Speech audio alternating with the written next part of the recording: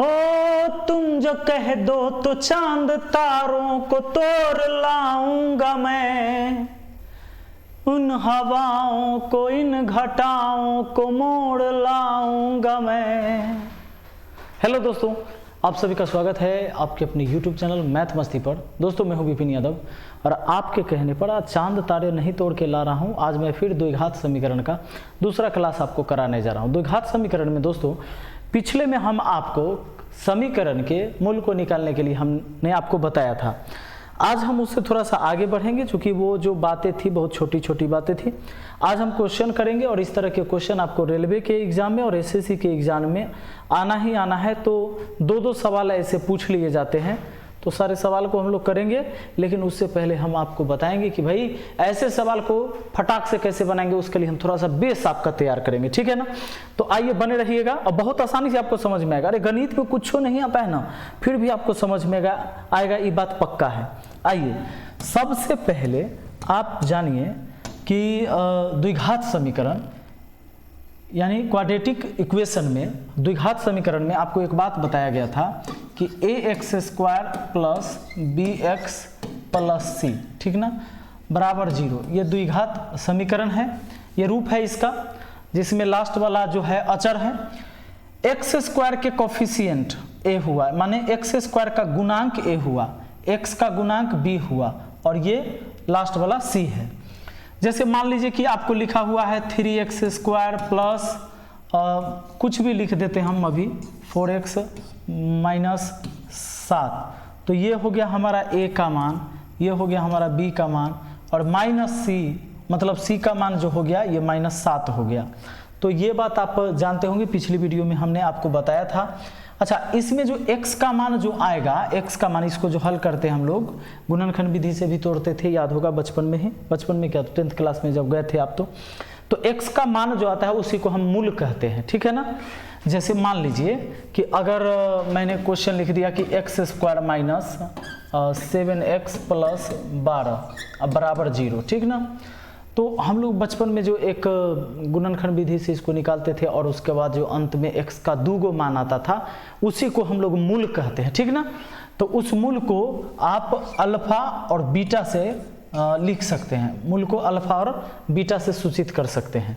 जैसे मान लीजिए कि इसी को एक तरीका तो हमने ये सीखा था, मैं इसका 2 तरीका बताऊंगा। अभी एक तरीका ऐसा बताऊंगा जो फटाक से आप इसका आंसर निकालेंगे कि 4 और 3 होगा, ठीक ना। लेकिन बचपन में हमने क्या किया था कि इन दोनों का गुना करते थे। अच्छा, इसके गुना में कुछ नहीं तो 1 है, तो सोचते थे कि 7 आ जाए, जोड़ घटाव करके 12 हो जाए, तो इसको लिखते थे हम x², फिर माइनस में लिख देंगे 4x, फिर माइनस में लिख देंगे 3x इसको, और ये 4 3 गुना होकर 4 3 12 हो जाएगा ना, और ये 12 बराबर 0। फिर इन दोनों में हम x कॉमन ले लेते थे, x से इसमें भाग तो x, इसमें भाग तो ये -4 बचता था, फिर -3 कॉमन हो गया तो x और 3 चौके 12, तो माइनस में 4 हो जाएगा क्योंकि -3 से हम भाग कर रहे हैं, बराबर 0। अब जो x का मान होगा ना दोस्तों, देखो x -4 इधर भी, x -4 उधर भी है, तो x -4 कॉमन लिया जाता है और इसमें का x बच गया, x -4 तो आ गया है तो -3 बचा और बराबर 0। अच्छा, इसका और इसका गुणनफल बराबर 0 है, मतलब इनका मान भी 0 हो सकता है और 0 से जब इसमें गुना होगा तो 0 आएगा, या इसका भी मान 0 हो सकता है। यानी x का जो मान आएगा x -4 बराबर 0, तो x का मान आया 4, और यहाँ x -3 बराबर 0, x -3 बराबर 0, तो x का मान आया 3। यानी एक अल्फा हो गया और एक बीटा हो गया। यहाँ आप कह सकते हो कि अल्फा का मान ही 4 हो गया और बीटा का मान यहाँ पर कितना हो गया, 3 हो गया। तो अल्फा बीटा कितना हो गया, 4 और 3। ये इसके मूल को दर्शा रहा है और कुछ नहीं, ये इसके मूल को मतलब सूचित कर रहे हैं, इंगित कर रहे हैं हम। तो यही मूल है, ये क्या है, मूल है दोस्तों। अब इसको हम ये जानेंगे कि एक तो ये हमारा बचपन वाला विधि था, ठीक ना। दूसरा एक चीज और जान लीजिए, उसके बाद हम आपको ट्रिक बताएंगे। हाँ, इसके मूल्य निकालने के लिए ना, मूल्य निकालने के लिए एक गणितज्ञ थे जिनका नाम है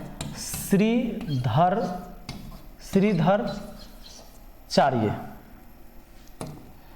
तो उन्होंने एक फॉर्मूला बताया, इसका एक फॉर्मूला बताया।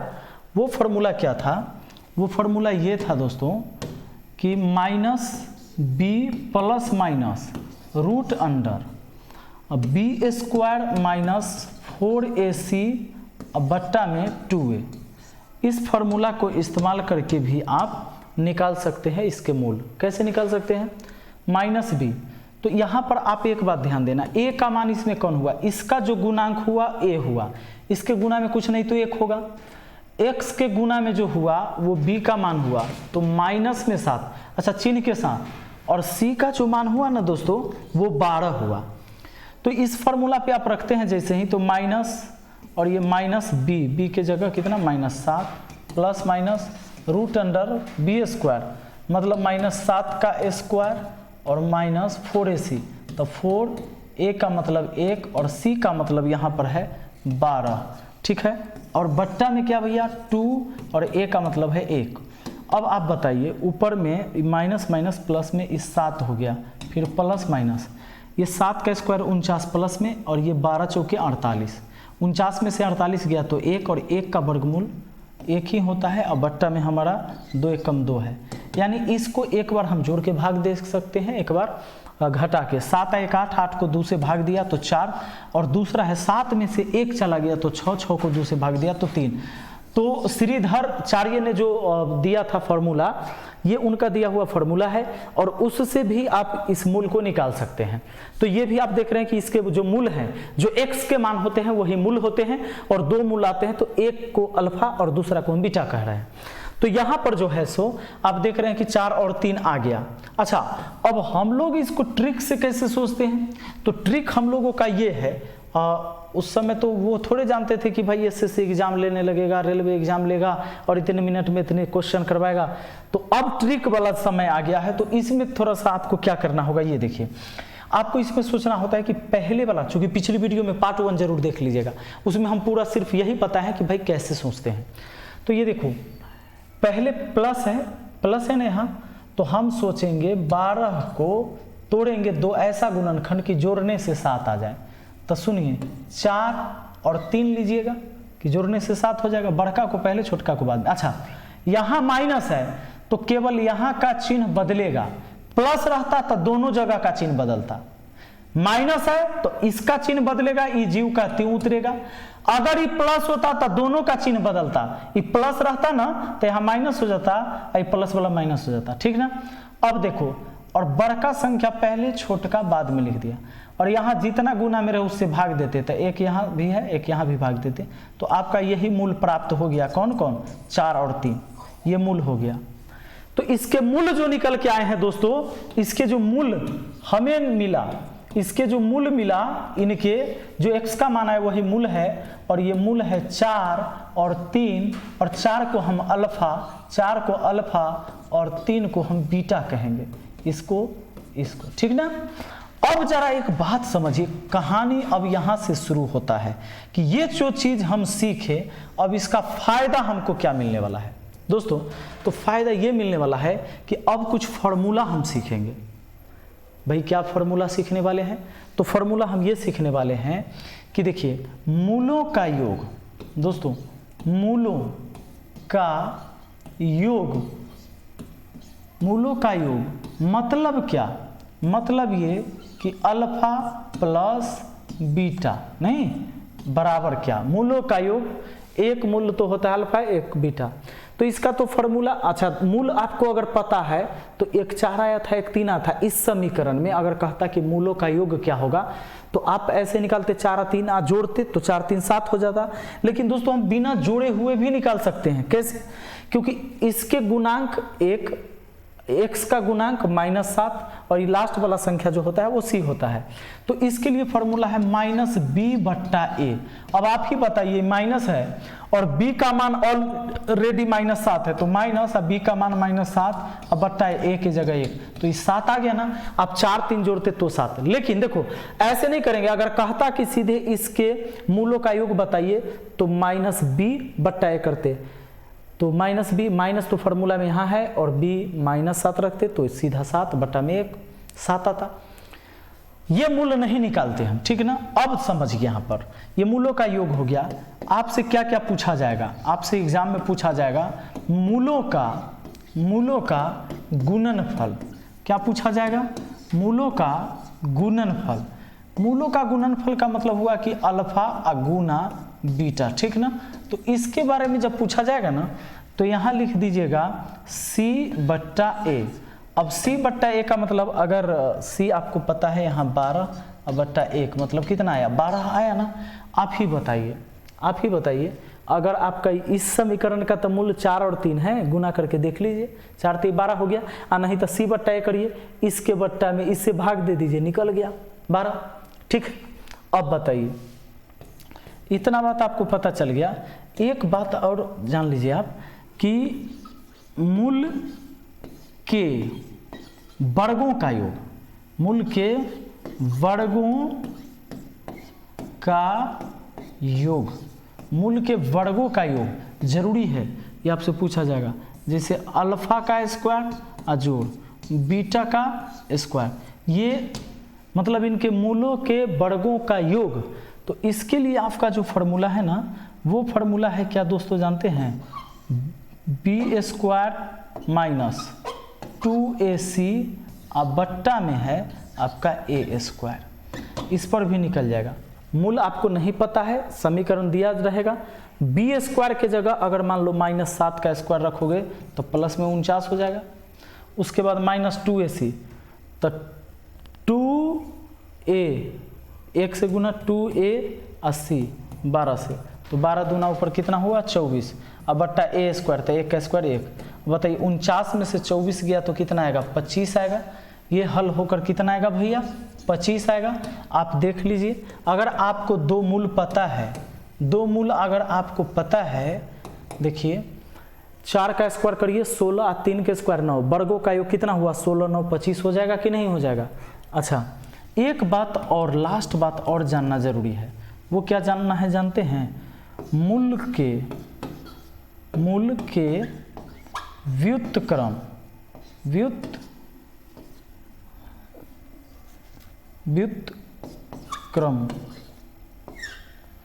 कर्मों का योग, व्युत्क्रमों का योग। तो इसके लिए फॉर्मूला क्या करना है जानते हैं, इसके लिए करना है -B/C,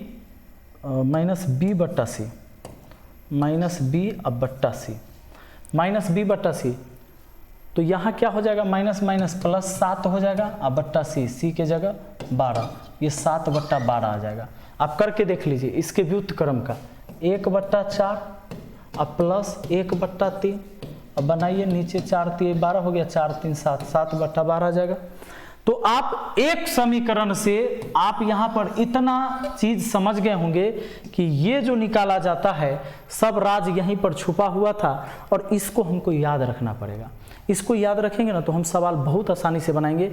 मूलों का योग -B/A, अब मूल के व्युत्क्रमों का योग तो यही -B, अब बट्टा में C, यहाँ A यहाँ C। अब सुनिए, मूलों का गुणनफल तो C/A, कोई दिक्कत नहीं है, 2 जगह बट्टा में A है और तीसरा जगह बट्टा में C है, ठीक है दोस्तों।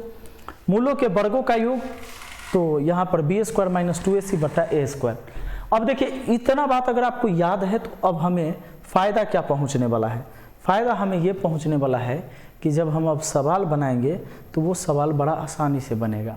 देखिए कैसे, एक सवाल हमारे सामने है पहला, ठीक है। सवाल क्या कहता है, यदि द्विघात समीकरण x² minus 5x plus C बराबर 0 के मूलों का योगफल एवं गुणनफल 10 है, तब कहता है A तथा C के मान बताइए। A और C का मान मतलब यहाँ कितना होगा और यहाँ कितना होगा, ये बताइए। अच्छा दोस्तों, एक बात बताओ, इसमें एक चीज़ पता है आपको, A का मान कितना, तो A का मान तो यही A है, ठीक है ना, और B का मान कितना है तो माइनस में 5 है, ठीक है ना, और C का मान कितना है तो C। A और C का तो मान हमको निकालने के लिए ही बोला है, तो A हमको पता नहीं है, लेकिन एक है कि B पता है। अच्छा, इनके क्या बोला है, मूलों का योगफल और गुणनफल 10 है। अच्छा, मूलों के योगफल के लिए आपको फॉर्मूला बताए थे अभी, मतलब अल्फा प्लस बीटा, मूलों के योग के लिए फॉर्मूला अभी आपने देखा था कि -B/A, ठीक है, और मूलों का योग दिया हुआ है 10, तो क्यों ना यहाँ पर लिख दिए 10, ठीक है। अच्छा, अब b के जगह तो -5 रखिएगा, तो b के जगह जैसे ही यहाँ -5 रखिएगा तो ये तो +5 हो गया, +5 से 10 को 2 भाग में, और अगर आप चाहते हैं a इधर आ जाए तो 2 उधर चल जाएगा, 1/2 हो जाएगा, a का मान 1/2। अच्छा, गुणनफल क्या होता है? मूलों का गुणनफल का भी फॉर्मूला भी हमने बताया था, वो था c/a।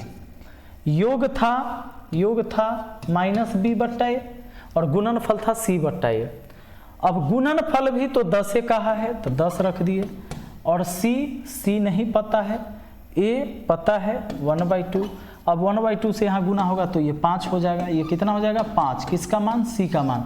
c का मान 5 है, a का मान 1/2, a का मान 1/2 और c का मान 5, और हमारा किस ऑप्शन में है भाई? ऑप्शन 1 में है। तो मुझे उम्मीद है कि बड़ा आसानी से आपको ये समझ में आ गया। आगे बढ़िए जरा, अगला सवाल पढ़ाते हैं। देखिए दूसरा सवाल, द्विघात समीकरण x² - 8x + k = 0 तक k का मान ज्ञात कीजिए यदि मूलों के वर्गों का योग 40 है। दोस्तों, द्विघात समीकरण हमारा है x² - 8x + k = 0, है ना। अच्छा, इनके वर्गों का योग कितना है? 40।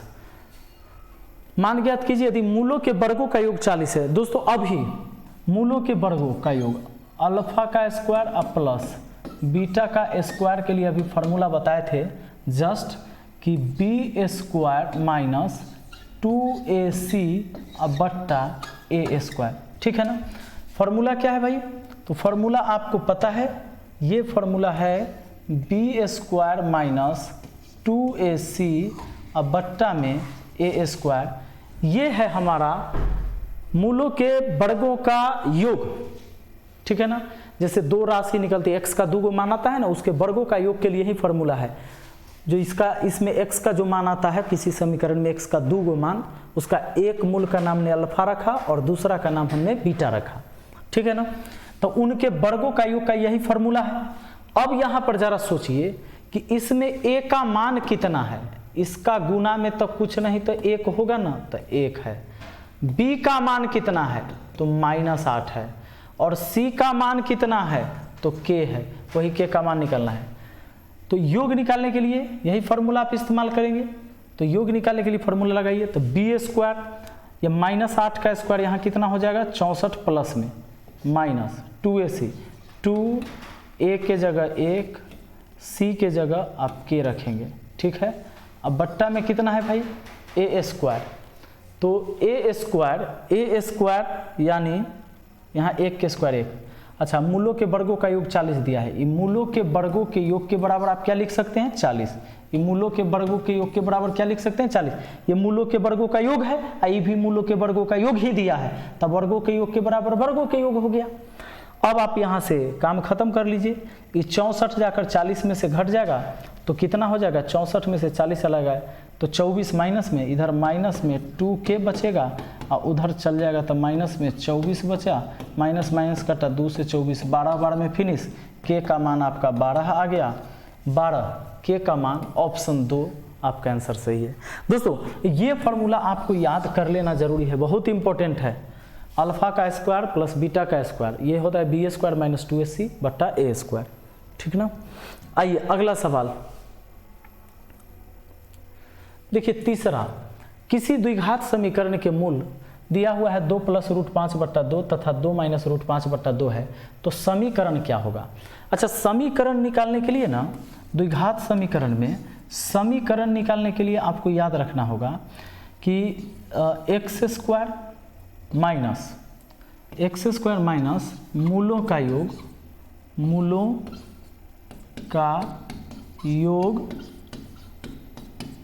और इसमें गुना कर देना है x से और प्लस गुणनफल, मूलों का गुणनफल, यहाँ लिखिएगा मूलों का गुणनफल, मूलों का गुणनफल।